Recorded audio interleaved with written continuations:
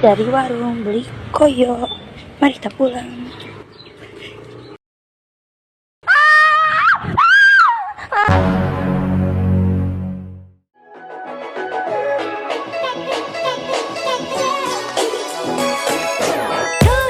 Welcome back to Bless Cinema Channel. Kumaha damang sadayana.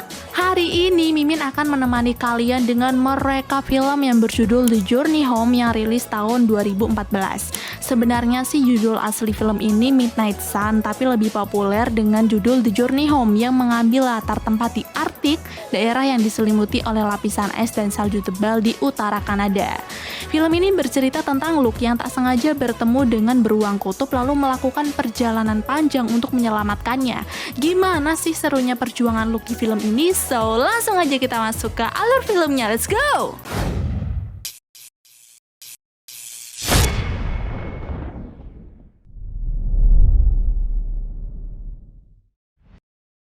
Tokoh utama dalam film ini adalah Luke, ABG nanggung yang hanya tinggal bersama dengan kakak perempuannya bernama Abby yang masih berkuliah dan ibu bernama Monique yang bekerja sebagai peneliti di tepi pantai. Tapi karena pekerjaan yang sangat sibuk, ibunya itu tidak bisa selalu berada di rumah dan ia menitipkan Luke pada bibinya selama dirinya berangkat bekerja. Hari itu, Bibi sedang sibuk menyiapkan makanan lalu Luke mengejutkannya. Setelah itu, Luke masuk ke kamar untuk menikmati waktu pribadinya dengan mendengarkan musik. Tapi tak lama kemudian, samar-samar ia mendengar suara gonggongan yang terdengar aneh yang tak seperti biasanya. Namun karena rasa penasarannya besar, Luke pun menghampiri asal suara itu yang kemudian ia melihat seekor beruang putih besar keluar dari gudang rumahnya. Luke tak sedikit pun merasa takut dengan keberadaan beruang tersebut. Dia malah terpukau sampai tiba-tiba datang polisi yang entah mereka mendapat laporan dari siapa, yang kemudian menuju gudang tersebut untuk menangkap si beruang. Luke awalnya melarang polisi itu, tapi karena dianggap berbahaya, maka polisi itu pun langsung melumpuhkan beruang dan membawanya pergi.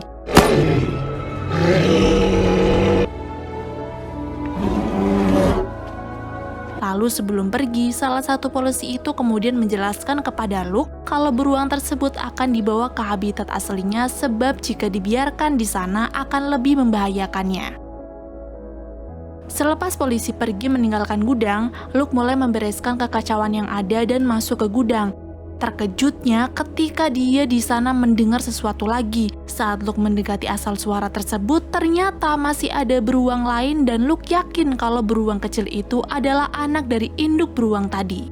Karena sikap penyayangnya, Luke pun memberinya makan. Bukan hanya itu, dia juga diam-diam membawa beruang itu masuk ke dalam rumahnya. Dia mengajaknya ke kamar tanpa sepengetahuan si Bibi agar bisa tidur di kasur bersama.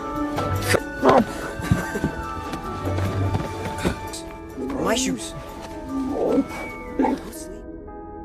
Pada keesokan paginya, polisi mengangkut induk beruang dengan helikopter karena akan dibawa ke habitat aslinya. Sementara itu, di waktu yang sama, anak beruang melihat dari jendela kalau induknya tengah dibawa pergi. Luke yang kasihan melihat itu pun berniat dan berjanji akan mengantarkan anak beruang kepada induknya lagi. Di sisi lain, si Bibi yang mendengar sesuatu di lantai atas mencoba untuk mengeceknya. Luke yang menyadari kedatangan bibinya pun berusaha untuk membohonginya kalau apa yang di dalam kamarnya itu hanyalah seekor anjing. Tapi gara-gara beruang itu menampakkan dirinya, si Bibi pun akhirnya tahu. Dia memarahi Luke karena khawatir kalau beruang tersebut akan membahayakan lingkungan sekitar. Dia juga meminta Luke agar mengeluarkan si anak beruang itu dari dalam rumah. Tapi karena Luke tidak ingin melakukan hal tersebut, dia malah pergi menuju rumah pamannya yang bernama Muktuk untuk menitipkan bayi beruang sementara. Luke juga menceritakan kalau beruang itu tertinggal oleh induknya, makanya Luke meminta Muktuk untuk mengantar bayi beruang itu kepada induknya lagi. Tapi ternyata Muktuk menolak ajakan itu, sebab menurutnya hal tersebut terlalu berbahaya karena harus melalui musim salju yang sedang ekstrim sekarang ini. Penolakan Muktuk ternyata tidak membuat Luke berhenti untuk menyelamatkan si anak beruang dan diam-diam berangkat sendirian untuk mengantarkan beruang kecil tersebut ke tempat induknya. Di tempat lain, Abby yang baru pulang dari kuliah langsung menuju gudang yang mana ia melihat gudang tersebut sangat berantakan. Karena tidak melihat Luke, Abby pun bertanya kepada Bibi yang ternyata Bibi juga tidak tahu di mana Luke karena Luke pergi sejak tadi pagi. Makanya dia pergi menuju rumah Muktuk untuk memastikan. Tapi setelah sampai ternyata Luke tidak ada sehingga paman Muktuk bilang kalau Luke pasti berangkat sendirian mengantar si anak beruang ke habitatnya. Dengan cepat Muktuk tancap gas menggunakan speedboatnya mengikuti jejak Luke. Sedangkan Luke sendiri berhenti untuk istirahat sejenak dan makan bersama beruang dengan perbekalan sambil melihat kompas untuk mengetahui arah yang harus ia tuju selanjutnya. Namun sialnya ketika sedang ada di tengah jalan terjadi patahan pada permukaan es yang membuatnya terperosok ke lubang berisi air, kendaraannya pun ikut tenggelam. Untungnya Luke masih bisa menyelamatkan dirinya sendiri sambil dibantu si anak beruang. Tapi sekarang tubuhnya jadi basah dan Luke pun hanya bisa tergeletak tak berdaya karena kedinginan parah. Beruntungnya selepas kejadian itu, Muktuk berhasil menemui Luke yang kondisinya sudah tak memungkinkan. Dengan cepat, Muktuk langsung membawanya pergi dan meminta bantuan kepada penduduk di daerah sekitar.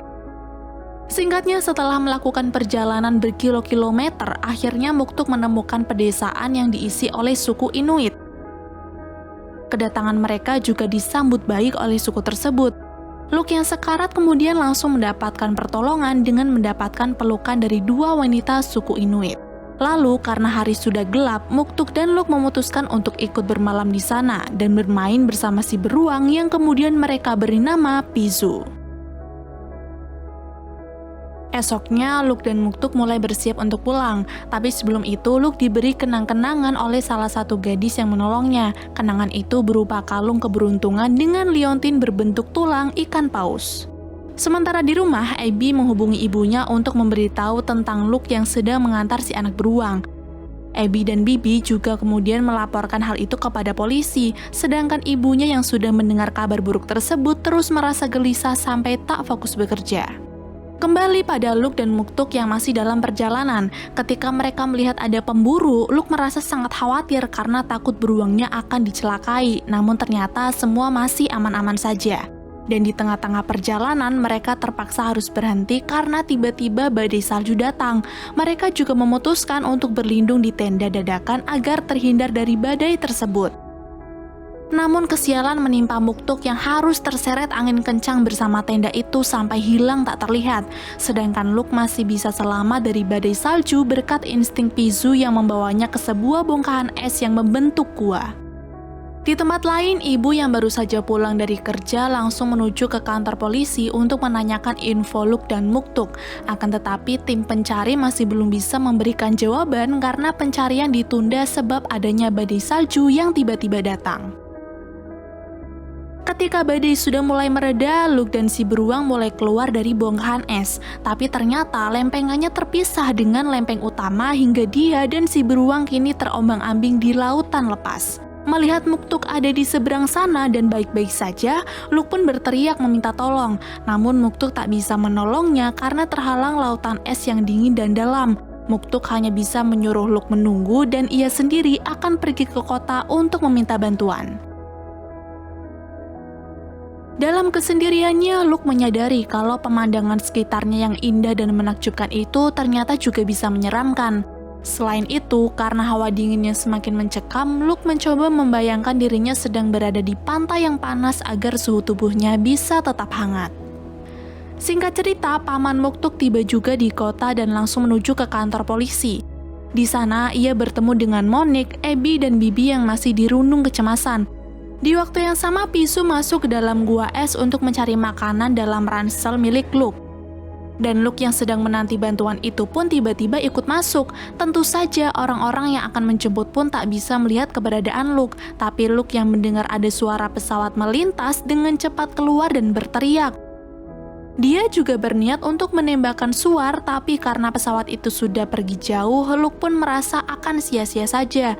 Dia malah marah-marah kepada Pizu dan kembali bingung harus melakukan apa. Karena tak ingin mengulangi kesalahan yang sama, Luke pun mengisi suarnya terlebih dahulu untuk tetap siaga. Seiring waktu berlalu, lapisan es yang membawa pun semakin mencair. Tapi beruntungnya lapisan itu perlahan bergerak menuju ke lapisan utama. Ia dan si beruang pun meloncat dari satu lapisan ke lapisan yang lain sampai akhirnya mereka pun selamat. Luke lalu mengucap rasa syukur walaupun dia sadar kalau dia telah meninggalkan ranselnya yang berisi bekal makanan. Luke kemudian kembali melanjutkan perjalanan. Dia juga terpaksa memakan telur burung yang ditemukannya untuk menghilangkan rasa laparnya. Dalam perjalanan selanjutnya, ia menemukan sebuah tumpukan batu. Ia lalu membongkar batu tersebut berharap ada makanan di sana, tapi ternyata yang ia dapati adalah mayat manusia yang membuat Luke muntah karena bau bangkai yang tidak tertahankan. Badai ternyata kembali menghadang yang membuat Muktuk dan kawan-kawan menunda pencariannya. Sedangkan Luke semakin tak berdaya lagi karena terlalu lama menahan dingin dan lapar. Tepat ketika dia sampai di depan kilang minyak, ia terkapar dan menembakkan suarnya berharap ada orang yang mendengar lalu datang membantunya. Sedangkan di kantor polisi, Bibi mulai menyalahkan Muktuk karena telah teledor sampai membuat kecemasan yang sedemikian rupa. Namun kabar baik tiba-tiba muncul ketika mereka mendapatkan panggilan radio dari kilang minyak yang mengatakan kalau mereka telah menyelamatkan Luke. Di kilang minyak itu juga Luke sudah mendapatkan perawatan yang membuat ibu dan yang lain mulai tenang dan lega dan akan segera menyusul Luke di sana. Namun pada keesokan harinya, Luke yang sudah pulih malah berusaha kabur tanpa memikirkan bahaya yang akan ditemuinya lagi. Dia melepaskan Pizu dan melarikan diri untuk melanjutkan perjalanannya membawa Pizu. Padahal di waktu yang bersamaan, ibu dan yang lain sedang dalam perjalanan menuju kilang minyak. Setelah berhasil keluar tanpa ketahuan, Luke menemukan sebuah perahu kecil yang kemudian dia gunakan untuk sampai ke tempat induk beruang berada. Dia hanya mengandalkan hembusan angin untuk melintasi lautan, tapi kesialan tidak berhenti di situ. Di tengah perjalanan perahunya ternyata bocor. Sementara di tempat lain, saat dalam perjalanan menjemput Luke, ibu dan yang lain mendapatkan kabar dari orang kilang minyak bahwa Luke telah kabur dari sana. Perbuatan Luke tentu saja kembali membuat ibu dan kawan-kawan semakin khawatir dan cemas. Di lautan yang luas, terlihat Luke masih berusaha sekuat tenaga agar cepat sampai ke daratan sebelum perahunya tenggelam. Dan akhirnya usaha Luke pun berhasil. Kini ia benar-benar telah sampai di tempat induk beruang berada. Di sana Luke berteriak bangga atas usaha kerasnya yang berhasil mengantarkan Pizu dengan berbagai rintangan yang ada. Pizu sendiri juga terlihat sangat girang telah bertemu lagi dengan induknya. Ia sangat senang sampai memeluk Luke seolah mengucapkan rasa terima kasih yang sangat besar kepadanya. Tidak lama kemudian pesawat bantuan akhirnya datang. Luke lalu mengisyaratkan kepada mereka supaya tak mendarat di dekat pertemuan Pizu dengan induknya karena nanti akan membuat dua beruang itu takut. Sekarang Luke pun harus sedih dan senang. Sedih karena harus berpisah dan senang karena Pizu akhirnya dapat pulang ke pangkuan ibunya lagi. Usai itu, Luke bertemu dengan ibu yang sudah menyambutnya dengan pelukan hangat dan tentunya penuh dengan rasa khawatir. Lalu film pun berakhir. Filmnya sederhana ya, nggak belibet plotnya, sedihnya ada, semangat berjuangnya ada, dan tentunya pesan dari filmnya tampak jelas gitu bahwa kekuatan hati atau perasaan manusia adalah sumber keberanian dan kekuatan moral. Oke, sekian dulu video hari ini, sampai ketemu di video selanjutnya, bye and see you!